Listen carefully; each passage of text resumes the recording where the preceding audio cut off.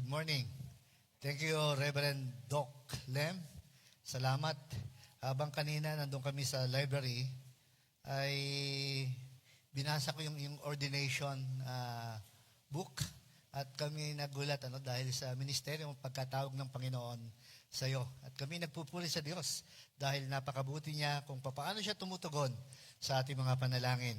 Ang FCA po ay matagal naming suki sa mga prayer camp, prayer journey na ginagawa sa ministeryo po ng Prayer Life Ministries.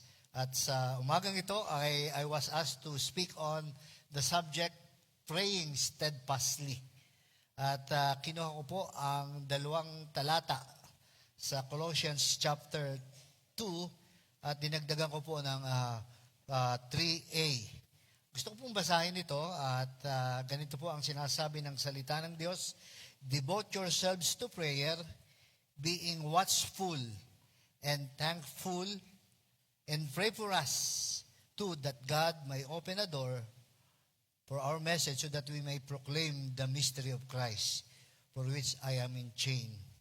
Sa iba't ibang translation po, ito po yung makikita natin, devote yourself to prayer, being watchful and thankful.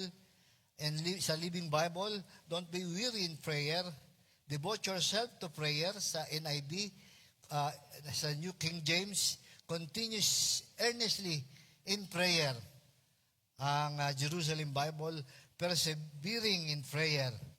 At sa NASB po, at dito po yung tema ng ating pag-aaral, continue steadfastly in prayer. It's a joy to be back here at FCF. I think the last time I was here with my wife was April 2025. Tama si Doc na at least once a year ay nakakasama ko po kayo sa ating pananambahan. At tingnan po natin sandali, you may be noticed that in Colossians chapter 2, Paul adds 3 words or phrases that qualify or deserve or describe the kind of prayer he is prescribing to this disciple of Jesus. First, he tells them this prayer should be continual, to be devoted, to be faithful. And second, it should be watchful. And third, it should be thankful. And fourthly, it should be purposeful. Okay, so let's look at this Paul description and make sure we understand why Paul is teaching here, and more importantly, what God wants us to understand through His living word. Shall we pause for a moment of prayer? Let's pray. Our gracious, heavenly, loving Father, we praise You for reminding us to devote ourselves to prayer. It is very easy for all of us to worry, to complain, and to get angry on our bad circumstances. It is an honor to come before You, to the throne of grace confidently, because we know that You don't just hear us, but You also grant our prayers according to Your will. We thank You, we praise You, we give all the praises and the glory that You deserve. Build up our faith, and we love You. In Jesus' name we pray. Amen. Devote yourselves to prayer. Be faithful. Be continual. So prayer must not only be occasional or be optional. Prayer is a lifestyle. Prayer is not just one time na ginagawa natin tuwing prayer meeting. Prayer is an obligation. And to devote, we need to be persistent. We need to be faithful. Kaya nga sabi dito, tuloy-tuloy. Maging matapat tayo sa ating mga pananalangin.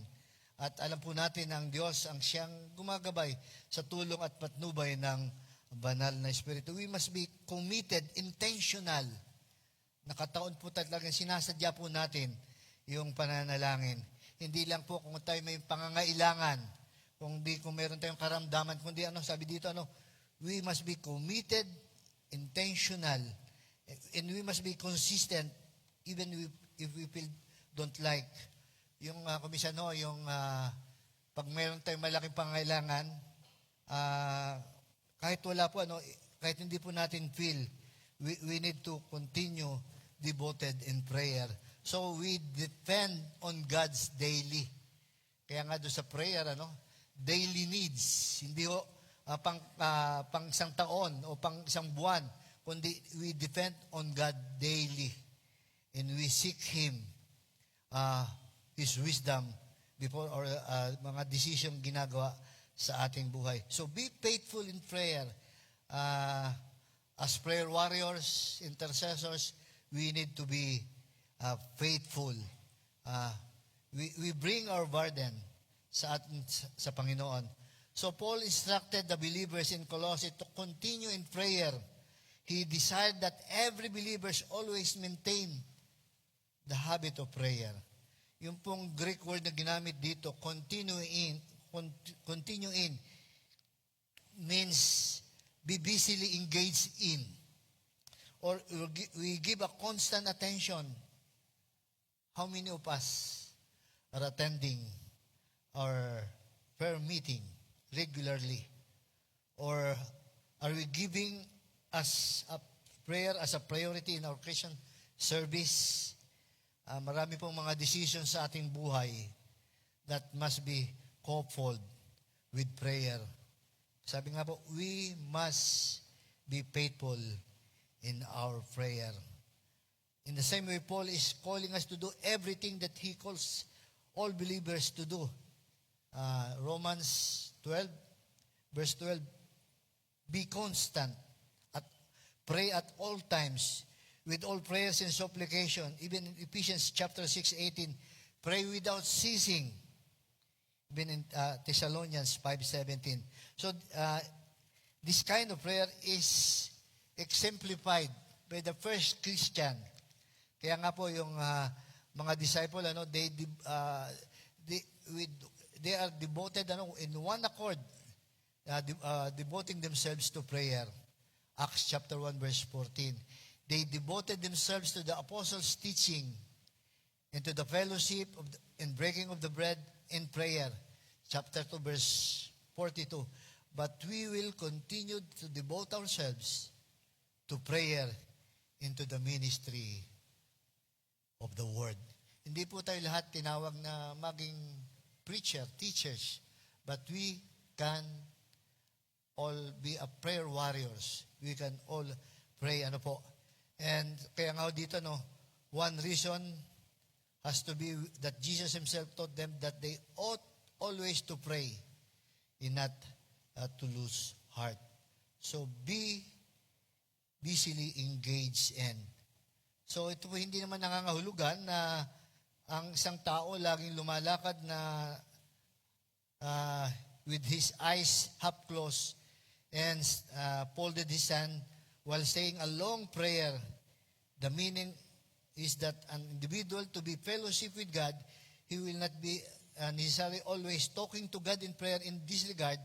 As I've said in 1 Thessalonians chapter 5 verse 17, pray without ceasing. The word translated without ceasing was used in the Bible times of a person with what we call incessant cough. Frequent, mayroong interval. So, we will pray at frequent intervals, so we are always to maintain the habit of prayer and to be maintained in constant readiness. So our praying should be faithful and steadfast. So that the Thessalonians scripture says to pray continually, to pray, as I have said, without ceasing. Nangangahulugan po na kailangan madalas at sa tulong patnubay ng banal na Espiritu, pinapaalalahanan po tayo ng Panginoon sa pananalangin. Maging routine ho. Hindi ho lagi, you don't have to close your eyes. Kneeling in prayer every time you pray. You can pray when you are driving. You can pray even, sabi nga, when you are driving, you must not close your eyes. So the point is that prayer should be spontaneous. part of your everyday life. It should be important enough that you should be earnest, persistent, active, unwearied, and intentional on our prayer. Yung pong early church, the 120 believers in chapter 1, verse 14, sabi dito, the early church was faithful in prayer. In fact, when the 120 believers meet in upper room, it was the purpose of prayer. Acts 1:14, this all continued in one accord, prayer and supplication. And when the day of Pentecost, kinuha yung global day of prayer, arrived, they were still continuing all with one accord in one place. So natural ho. It's only a natural ho yung pagpipray natin. Sabi nga, what is air to the lungs? What is blood to the body? Prayer is to the believers in Christ Jesus. We don't even have to think about breathing. We do it automatically. So, throughout the days, we should be constantly ready to talk God about various details of life. Meron ng isang manunulat by the name of Matthew Henry. Sabi niya, keep your constant time of prayer without being diverted from it by other business. So patuloy ho ang pananalangin. We must not give up. Naalala ko yung a woman who came to a missionary at Bangalore, India. Sabi niya, asking him to interfere to prevent a certain native Christian from praying for her anymore. Kasi nakikita ho niya, lahat ng pinapanalangin ng missionaryong yun ay nakakakilala sa Panginoon. When she asked, she knew that Christian praying for her, and she was replied, I used to perform my worship to idols comfortably, but in some time, I have not been able to do. So besides, he told me that every time he was praying for my family, and now my son, my 2 daughters have become a Christian. If he goes on praying, sabi niya, tatakot siya that he may become a Christian. He always bringing things to pass with his prayer. Somebody must make him to stop. So ganun we must be faithful. We must be continual. Kahit to ang mga sa pangyayaring ito ay nagkakaroon sila ng takot. So this is not simply a practice of prayer. This is a lifestyle of prayer.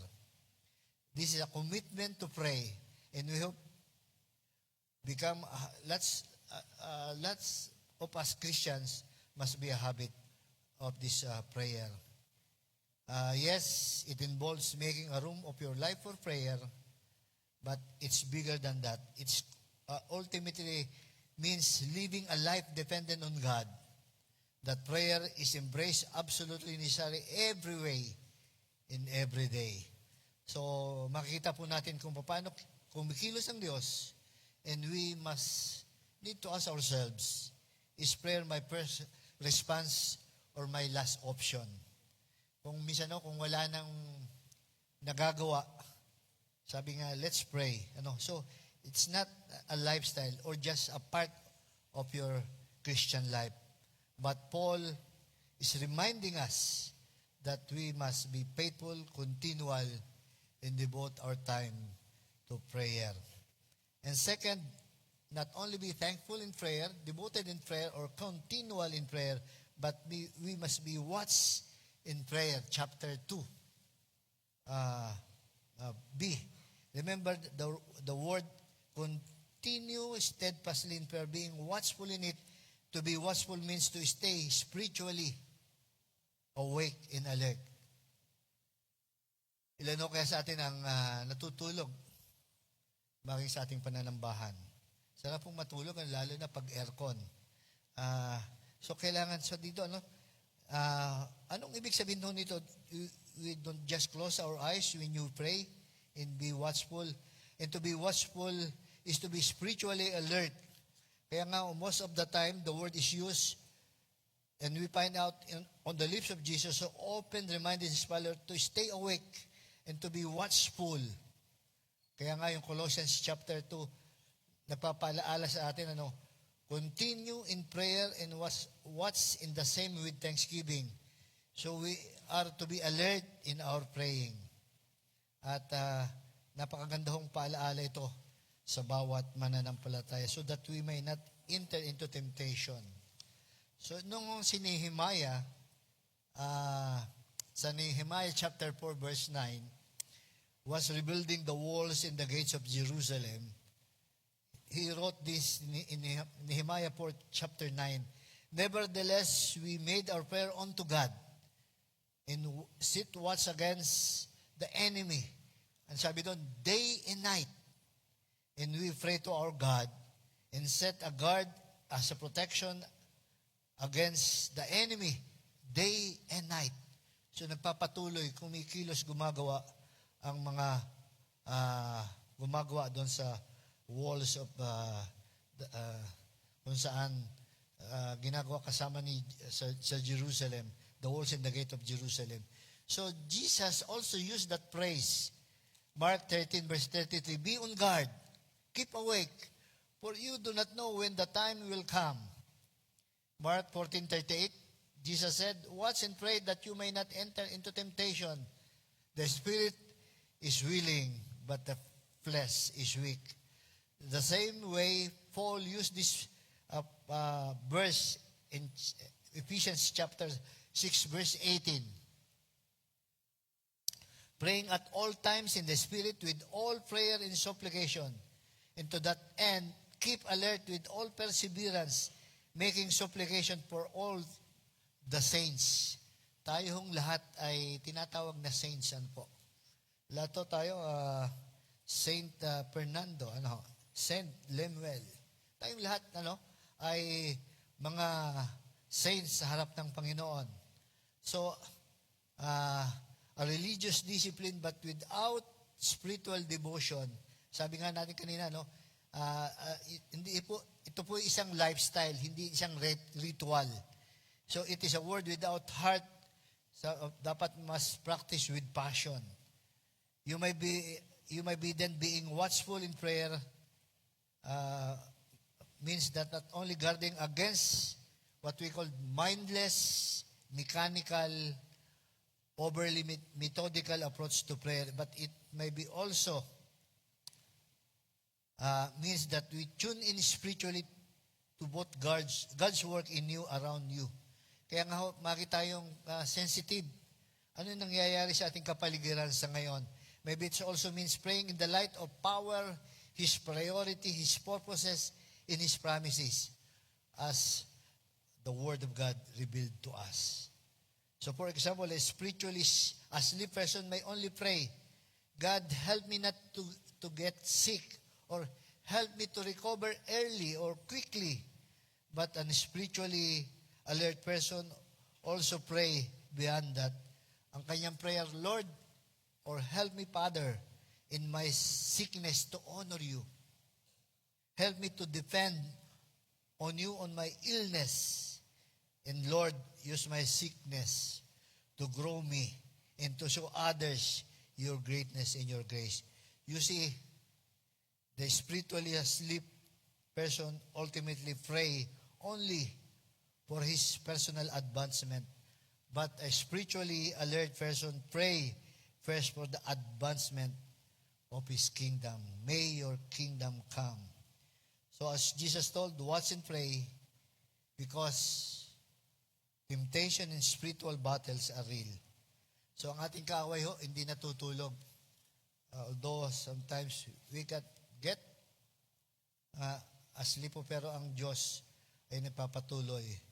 We should always watch, less just say prayer, especially when in public praying, yung napaka-mahabang panalangin may produce restlessness and attentiveness among holy saints. But we must guard ourselves against the prayer becoming a form or just a ritual. a person by the name of Thomas Griffith who once said, "We are not to watch ourselves," which would be depressing. We are not to watch Satan, which would be distracting. We are not to watch our sin, which would be disheartening. But we are to keep our gaze fixed on Jesus.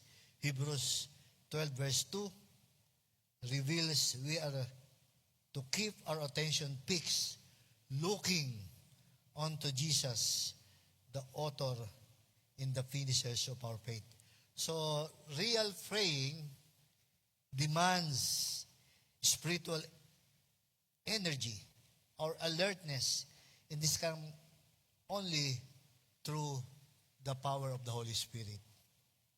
Ang maganda kong halimbawa dito ay si Epaphras, who is one among you, servant of the Lord Jesus, always wrestling.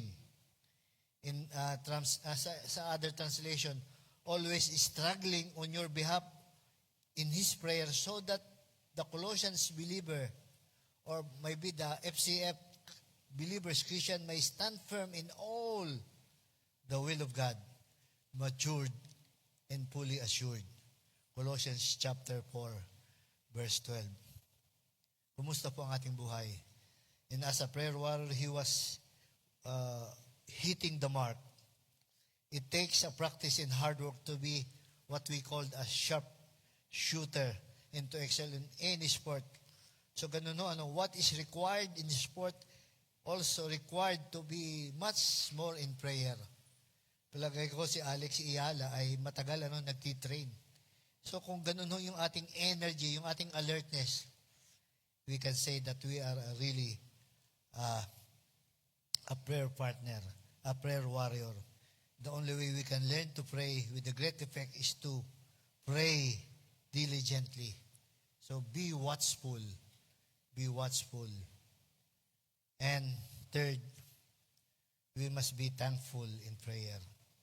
So yung pong thanksgiving is as important ingredient in a successful praying. Philippians chapter 4 verse 6, be careful for nothing but in everything by prayer and supplication with thanksgiving let your requests be made known to God. So thanksgiving with prayer is the proof of faith. True faith does not have to see the answer before it, but we must always in advance thanks God. So when we pray, we can say, Lord, I thank you that you are going to answer this prayer in the way that you believe will be best for me.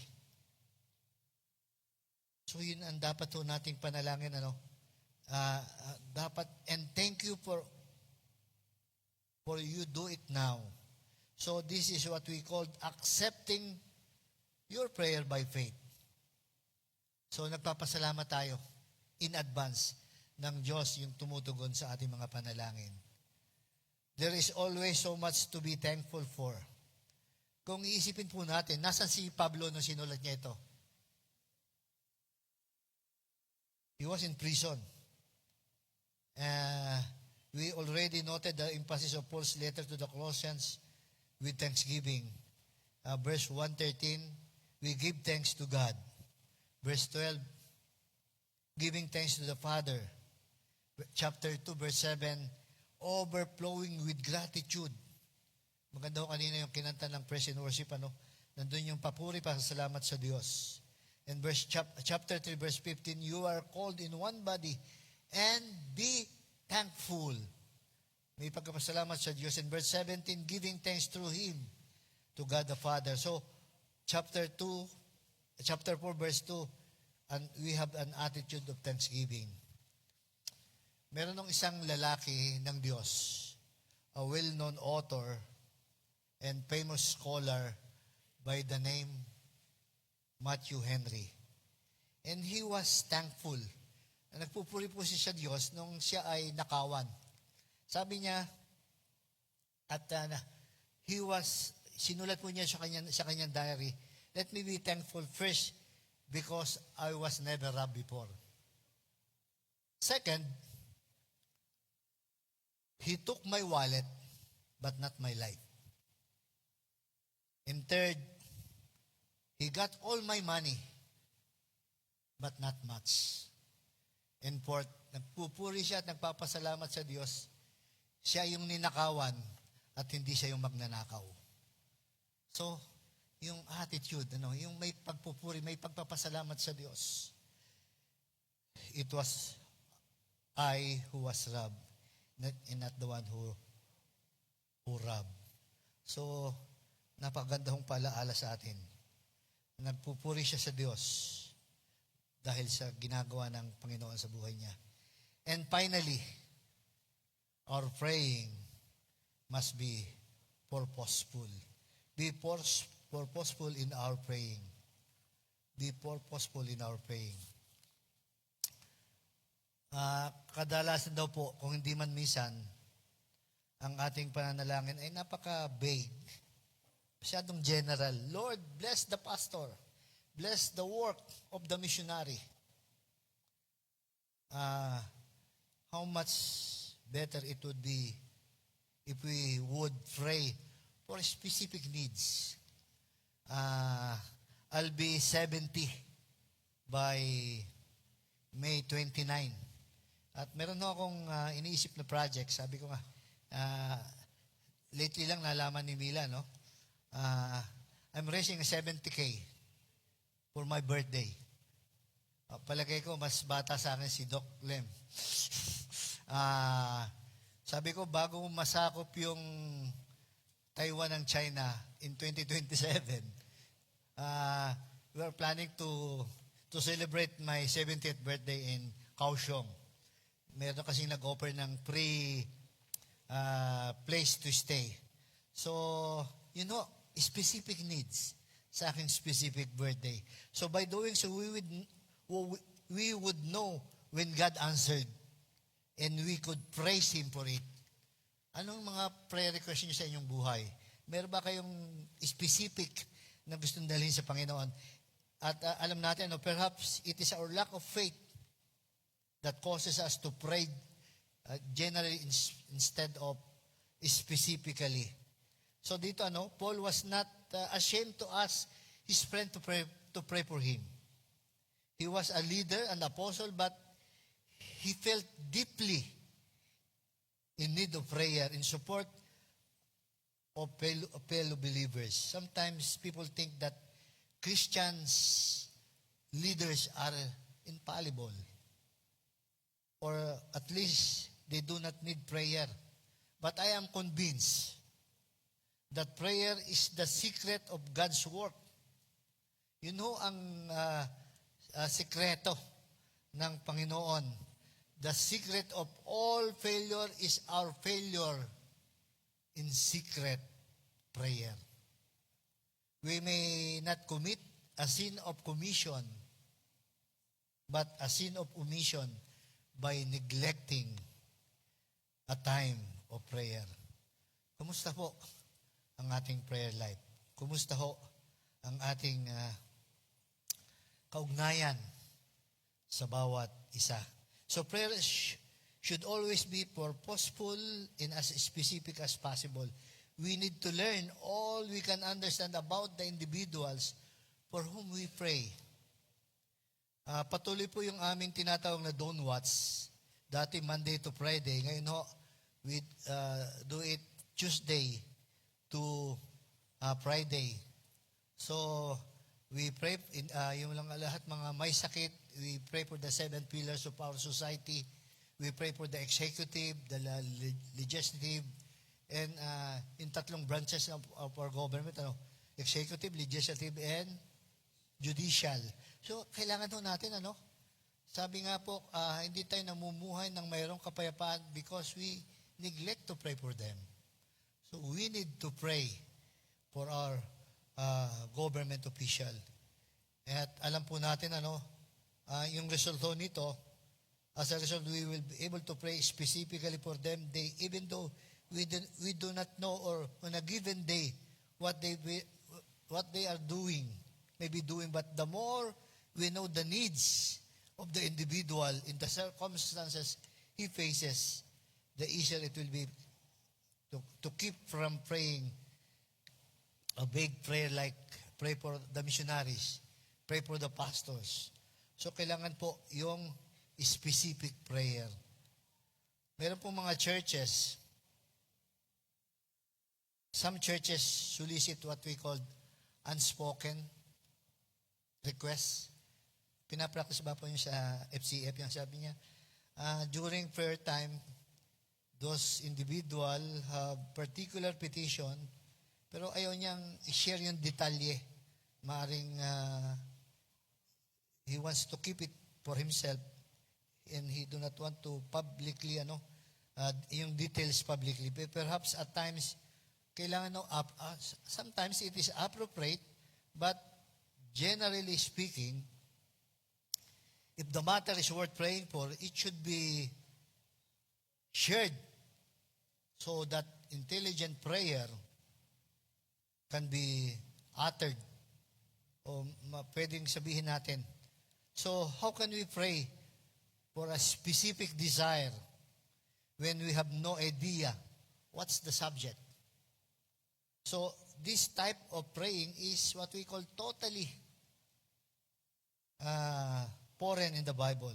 When Paul mentioned prayer in his letter, he was thanking God or asking God to be definite sa kanyang mga kahilingan. Some of us know Charles Spurgeon.